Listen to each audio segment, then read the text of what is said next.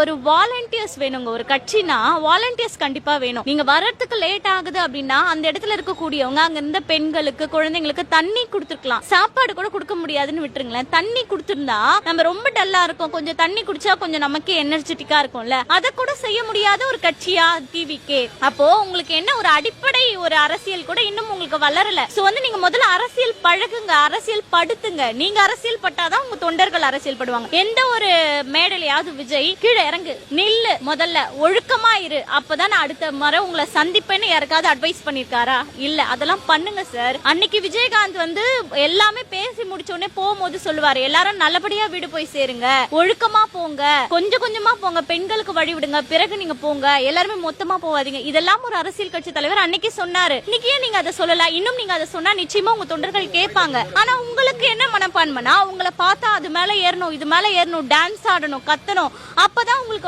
அது ஒரு பாத்தியா என்னோட கூட்டம் எப்படி இருக்கு, எனக்காக எதுவுமே செய்யணும்னு உங்க அரசியலை காட்ட நினைக்கிறீங்க. அப்படி தயவு செஞ்சு நினைக்காதீங்க. இதனால பல மக்களோட உயிர் தான் இன்னைக்கு போயிருக்கு. 41 பேருடைய குடும்பத்துக்கு இன்னைக்கு நீங்க ஆறுதல் சொல்றதுக்கு 68 மணி நேரம் கழிச்சுதான் ஒரு காணொலி போட்டீங்க. அதுலயும் உங்களுடைய டார்கெட் என்னன்னா சிஎம் சாரை அட்டாக் பண்ணணும். அப்ப அந்த மக்களுடைய குடும்பத்துக்கு நீங்க ஆறுதல் சொல்றதுக்கு போடல. அப்ப நீங்க அரசியலுக்கு கண் துடைப்புக்கு தான் வந்தீங்களா? நீங்க இதுக்கப்புறம் அரசியல் பண்ணுவீங்களா மாட்டீங்களான்னு யாருமே உங்களுக்கு கேட்கல. ஆனா நீங்க அதெல்லாம் பதிவிடுறீங்க.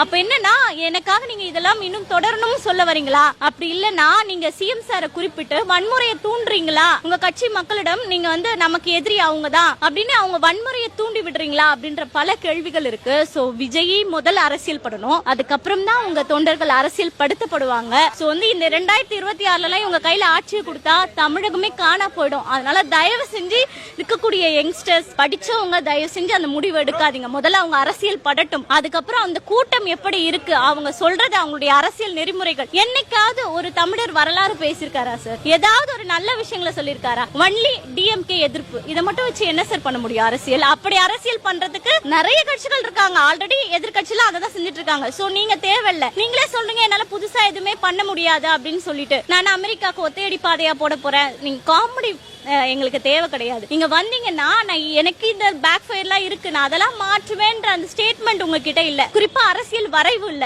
அப்போ நீங்க முதல்ல அரசியல் படுத்துங்க. பணத்துக்காக வராதீங்க தயவு செஞ்சு. ஆல்ரெடி உங்ககிட்ட இருக்கு, அதை காப்பாற்றுறதுக்காக அரசியல் வந்தீங்கன்னா அது உங்களுக்கு கை கொடுக்காது. மக்கள் அதுக்கு ஏமாற மாட்டாங்க. இந்த மாதிரி இருக்கக்கூடிய இளைஞர்கள் வேணா உங்களுக்காக நிக்கலாம். ஆனா அது நாளைக்கு அவங்களுக்கு தான் இழப்பா இருக்குமே தவிர அவங்க குடும்பம் என்னைக்குமே உங்களுக்கு சப்போர்ட் பண்ணாது. சோ இதெல்லாம் நீங்க மாத்திக்கிட்டா மட்டுமே விஜய் சாரால கண்டிப்பா அரசியல் வெற்றி பெற முடியும். அப்படி இல்லன்னா இன்னும் போக போக நடக்கிற விஷயங்கள்லாம் பார்த்து மக்கள் சுத்தமா விஜய் வெறுத்துருவாங்க அப்படின்னு தான் சொல்லுவாங்க.